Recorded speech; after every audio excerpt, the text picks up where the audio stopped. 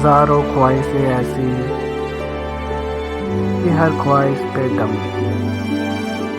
बड़े निकले मेरे अरमान, मगर फिर भी कम निकले।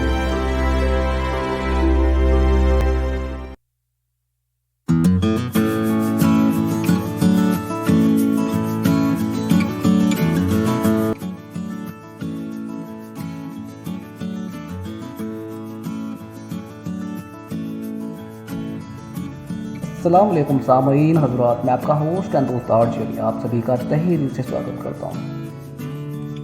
हाजिर हूँ मैं सफ़रनामा के एक नए एपिसोड के साथ और आज के हमारे साथी है उर्दू ज़बान के महान और हर दिल अजीज़ शायर, जो उर्दू ज़बान के इनकलाबी शायर माने जाते हैं, जिसने अपने अंदाज़े बयां से जज्बातों को कहने का जो लहजा चुना है वो बाकमाल है। अगर आप शहर संगम से हैं तो आप उस अनमोल रत्न के होने के गवाह हैं।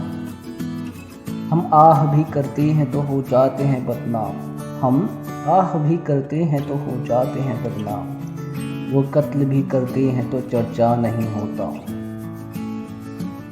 मैं आप सभी की तवज्जो चाहूँगा दूसरा शेर आपकी नज़र करने से पहले, और मैं शुक्रगुजार हूँ इस प्लेटफॉर्म का जिसकी मदद से मैं आप तक पहुँच पा रहा हूँ। हंगामा क्यों है बरपा थोड़ी सी जो पीली है, हंगामा क्यों है बरपा थोड़ी सी जो पीली है, डाका तो नहीं मारा है चोरी तो नहीं की है। अब तक आप समझ चुके होंगे कि मैं किसके बारे में बात कर रहा हूँ। अगर अभी भी नहीं समझ पाए तो चलिए मैं उनका नाम आपको बता देता हूँ। उनका नाम है अकबर इलाहाबादी। सैयद अकबर हुसैन इलाहाबादी का जन्म 16 नवंबर सन 1846 ईस्वी को इलाहाबाद के कस्बा बारह में हुआ, जो इन दिनों प्रयागराज के नाम से भी जाना जाता है, जिसे लोग संगम या त्रिवेणी के नाम से भी जानते हैं। उनके वालिद तफज्जुल हुसैन नायाब तहसीलदार थे।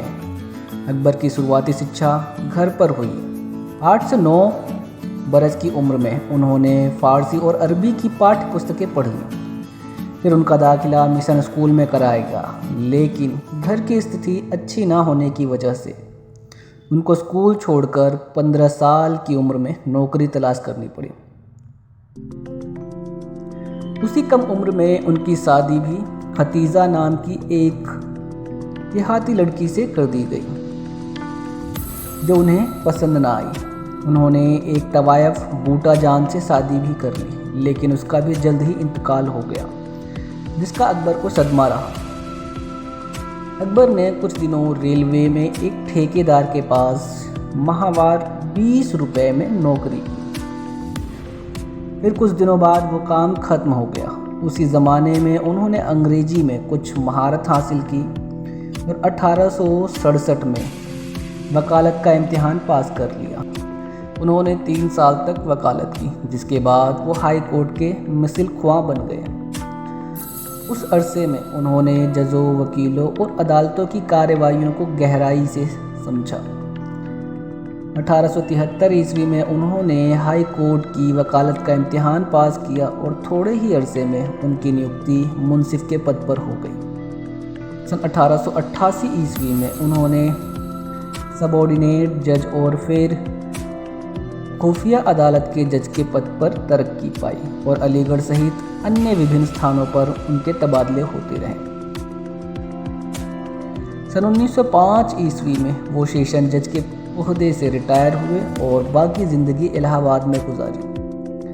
रिटायरमेंट के बाद उनकी दूसरी बीवी ज़्यादा दिन अकबर इस सदमे से संभल नहीं ना रही। दूसरी बीवी से पैदा होने वाला जवां साल बेटा, जिससे उनको बहुत मोहब्बत थी, वो चल बसा।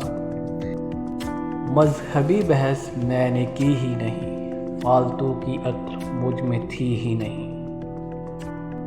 सीने से लगाए तुम्हें अरमान यही, जीने का मज़ा है तो मेरी जान यही।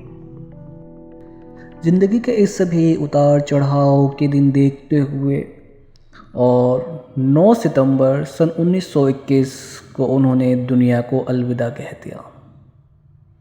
तो आपको हमारा ये आज का सफ़र कैसा लगा, हमें कमेंट करके ज़रूर बताइए। अगर कोई आप हमें सुझाव देना चाहते हैं या कुछ सुधार चाहते हैं तो कमेंट करके हमें ज़रूर बताएं, हमें अच्छा लगेगा। तब तक के लिए मैं आपका होस्ट एंड दोस्त आरजे आपसे विदा लेता हूं और मिलता हूं फिर किसी नए अजीम शायर के साथ।